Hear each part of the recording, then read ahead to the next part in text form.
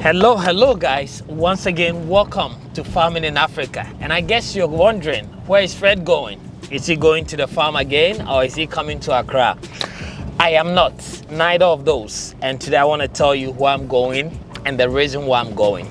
Because this morning I received a stress call from one of you asking me to go and check their project. This time, this person is not even abroad. He's right here in Accra, but he has a very demanding job, and therefore he's trying to do a farm project in a village. But unfortunately, that project is not going well at all. So he called me and said, "Hey Fred, I just stumbled upon your videos and I wish I had found you earlier. This is what is happening. I have a project, I'm trying to get into pig farming, but the people that are taking care of it are not handling it well, and I'm losing a lot of money, and my farm has collapsed. And therefore I want you to go there and check and see what can we do about the farm project that we have already started." So I really have to pause everything that I'm doing today to make this right and go and visit this person and see how best I can help. Mostly when we think about farming, we think that it's only people that are living abroad that actually faces this challenge.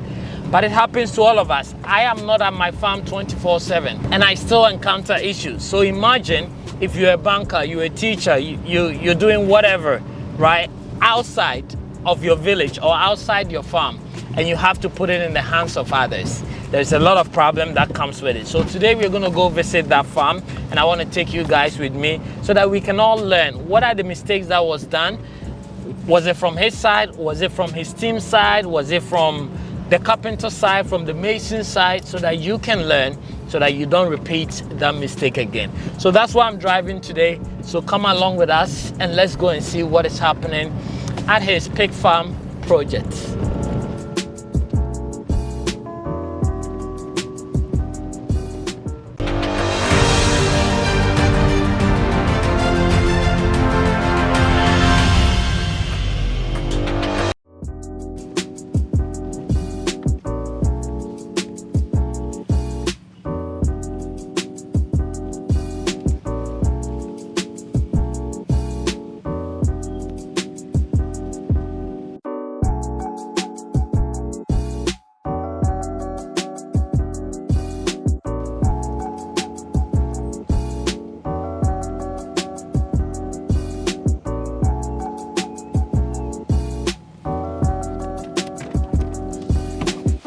All right guys, so we finally have arrived, and you guys saw what we have to go through to get here. This is a person that I've never met. It's just a phone call, right? But these are some of the things that we do for you guys. So what I'll plead with you is, if we also fall or make a mistake, please don't bash us. We do a lot of good behind the scene that we don't film all the time, all for your sake, and to make sure that we can pull a lot of farmers alongside with us so that we can all succeed and make the farming business more recreative, right? And that is why, I'm not charging this person. He's not buying fuel for me. I'm just doing this to be able to help him. And if you're wondering what I'm talking about, I got a call this morning from somebody in Accra who has a very demanding job and basically is building a pig project, right? And yesterday, he got a call and they told him that his pig project has collapsed. So he's wondering why. Something that I've been sending you money, you said it's ready, it was left with nets and then the pigs, then we can start business. Why has it collapsed? So he found my videos and said, "Fred, I should have contacted you earlier. Please, can you go to my farm and check?"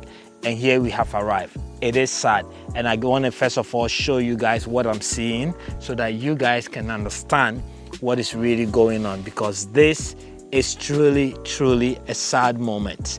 And I'm wondering, whose fault is this, right? Is it too late? Can we help this gentleman? What can we do about it? And he's not the only one that's repeating such mistakes. A lot of us are learning, this agri business at a very high cost. I have made so many mistakes that have cost me lots of money, right? But the point is, I hate it when we are repeating it, because that's the same thing. I believe, when I went into poultry farm, I believe so many people have succeeded, but they didn't want to share the information, or they just didn't do it. right? And therefore I repeated it. And then when I did it, I was like, nobody should repeat my mistakes. We've built, you know, a lot of these kind of projects, and I've recorded it, posted it here, where all of you can learn from it, right? But I understand not everybody can have access to it, but it saddens me, you know, to question the work we're doing if these things like this is still happening, because this man is not even abroad. He's right here in Ghana, right? And this is what his people have done to him, which is very, very, very sad. You know, come along and let's see what is the first mistake. The first thing that came to mind is, where are the pillars that is going to hold this roofing sheet? And I don't seem to see any pillar alongside here, right? So this carpenter is, yeah, I don't want to curse here, but he's not using his sense. I think what his mind was to use a 2x4, not even a 4x4, 2x4, to basically hold this whole structure. And what his dumbest idea was to use this 2x4 and nail it to hold the concrete. Meanwhile, you're not even using concrete nails. Come closer.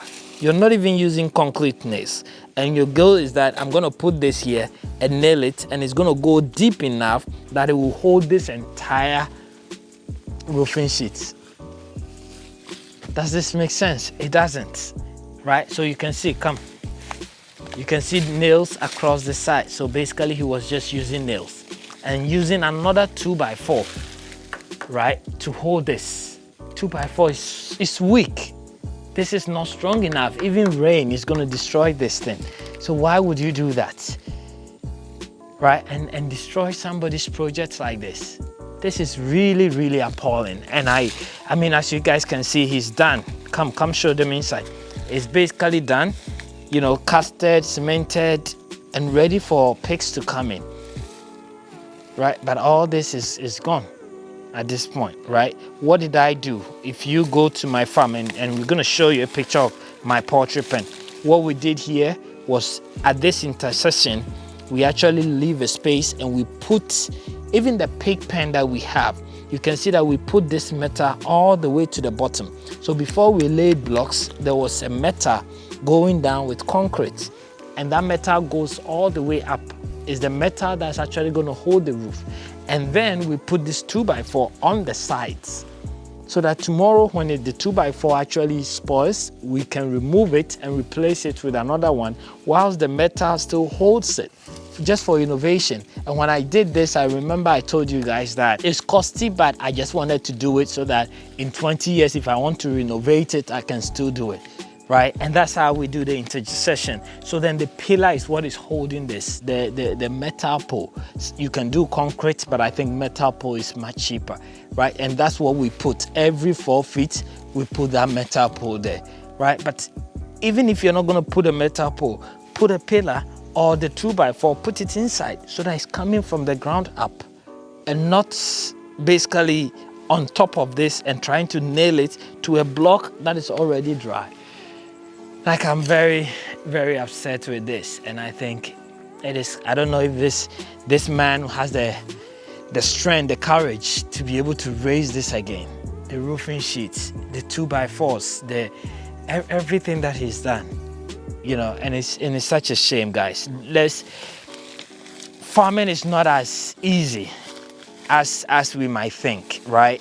Let's do it well. Let's learn. Like, come talk to people like me, not just me. There are so many other farmers out there, right? Like, seek the knowledge. If you have to pay for it, pay for it. I know I charge for my consultations because it's my time, and I'm very proud of it. But if that's what is going to take you to prevent this, then do it.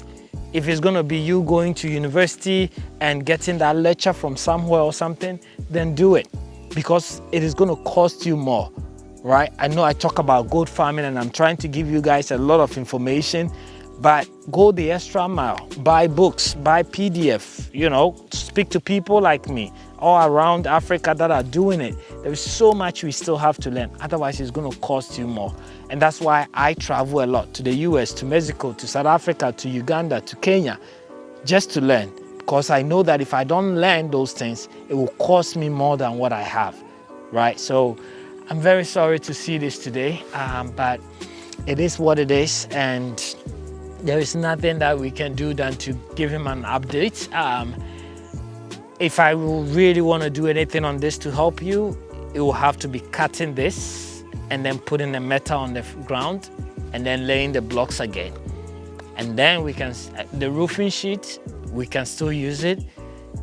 Some of the wood, the 2x4, probably if it's not broken, but most of them will be broken because this actually fell. You can see, so most of it will be broken, but your structure is going to be there. I will just have to cut and put metals in to hold the roofing sheet. But I hope you have the courage to be able to come back to this project because you've invested a lot, and it's unfortunate, but it is what it is. I'm not showing you guys this to scare you, but to also advise you, especially those of you who haven't started and are thinking about starting, so that you do things the right way. Learn, seek the knowledge, right? Just the time, because if you have taken time to actually watch all my videos about how I built my poultry pen, you would have definitely learned something that will save you from this problem. And that was free, that is out there, right? So do that so that we can avoid this. Thank you guys for watching, and I actually have to go to the farm this evening, so I'll call him, give him updates and what I've seen, and we'll see how best we can help our brother here. But if you have any ideas, write it in the comment below. Let me know what you guys also think. But I'll see you in the next video.